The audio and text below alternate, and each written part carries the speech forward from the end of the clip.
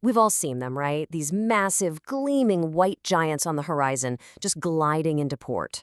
They promise a whole week of sun, fun, and, let's be honest, those endless buffets. But what you don't see, underneath all the sparkling pools and the Broadway shows, is this hidden world, a super complex machine that is running 24/7. So today, we're going to pull back that curtain and get into the real secrets of the modern cruise ship. To even wrap your head around this, you have to start with the sheer scale. I mean, we're talking about ships that weigh 160,000 tons. But that number, it's not just steel and furniture. No. It's an entire floating ecosystem. It's a temporary home to over 6,000 people at any given moment. Just think about that. And that's really the key to understanding all of this. A cruise ship isn't just a big hotel that moves. It is a completely self-sufficient city that just happens to roam the oceans. It has its own power plant, its own water treatment facility, and, as we're about to find out, its own secret economy and its own social structure that, frankly, most passengers never, ever see. So that's the big question, isn't it?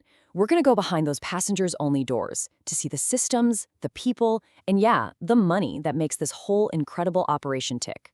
Okay, our journey behind the scenes starts with one of the most intense, high-pressure logistical operations you can possibly imagine. It's called turnaround day. This is that moment the ship docks and a frantic 12-hour countdown clock starts ticking to completely reset the entire vessel for the next voyage.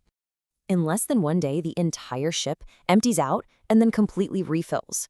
I mean, from the second it docks at 7 a.m., it is a flat-out race against time. You've got to get thousands of people off, clean every single room, and get ready for the next wave of guests, all before sailing away that very same evening. It is a perfectly timed performance. And the numbers behind this whole performance they're just staggering. In that little window, 5,000 people and 15,000 bags get offloaded. And at the exact same time, 160 tons of food, everything from lobster to pineapples, is being loaded on, plus over 1,000 tons of fuel, all while thousands of cabins are being flipped. It's wild. A crew member really put it perfectly. They said, "It's a dance because everything has its timing. It's like a choreography." And that's the thing. This isn't chaos. It's a highly coordinated performance where just one missed step could throw the entire operation off schedule. Everyone knows their role, and timing is absolutely everything. So how in the world do they pull this off without passengers ever seeing this organized mayhem? Well, the answer is the secret artery that runs the entire length of the ship, way down deep below the passenger decks. The crew has a nickname for it. They call it the I-95.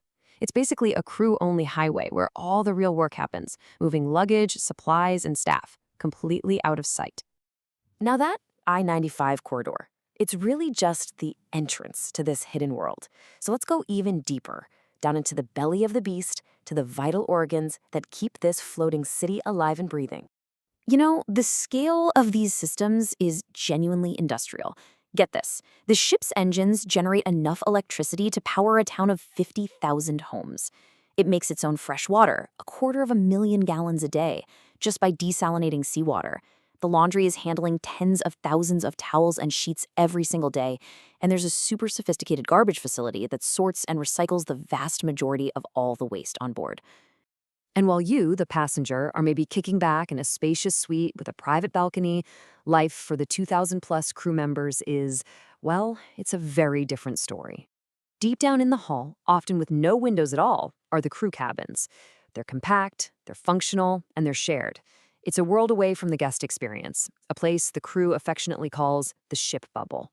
Okay, so this brings us to what is probably the most misunderstood and maybe the most important secret of cruising: the money. Specifically, that automatic service charge that just kind of magically shows up on your final bill. Let's follow the money and find out where it really goes. If you've ever been on a cruise, you know exactly what I'm talking about. That daily gratuity, right? It's usually somewhere between $18 and $25 per person. And the cruise lines, they say it's for the crew. But what they don't explain is how that system actually works behind the scenes. So most of us, we just assume that money is a direct tip. You know, it goes straight to the smiling crew members we see every day, like our room attendant or our server. But the reality is way more complex. Your tip doesn't actually go to individuals. It goes into a massive ship-wide pool that the cruise line itself controls. Okay, so here's how it actually breaks down. First, all that gratuity money from every passenger gets collected into one giant pot. But, and this is a big but, it doesn't immediately become a bonus for the crew. No, instead, the cruise line uses that pool to first cover a huge chunk of the crew's base salary. It's only after those internal payroll costs are met that any leftover money becomes a true bonus. Let's actually put some numbers on that because it makes it really clear. On a typical week-long cruise, the ship might collect over $500,000, $560,000 in these automatic gratuities. But if the company's internal payroll target is, say, $450,000, that amount gets covered first, right off the top. So the actual pot for extra bonuses is only the $110,000 that's left over. As one industry insider put it, the system makes sure the cruise line's numbers work first, and only after that do the crew see anything extra. What this really means is that your automatic gratuity is fundamentally designed to make sure the company's payroll is funded before any real bonus money ever flows to the hardworking crew.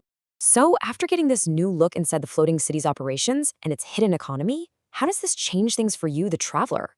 Well, let's turn all this inside knowledge into your brand new playbook for being a smarter, more informed cruiser. All right, here are the key takeaways. First, forget hunting for those last-minute deals. The best prices are almost always found when the cruises are first announced.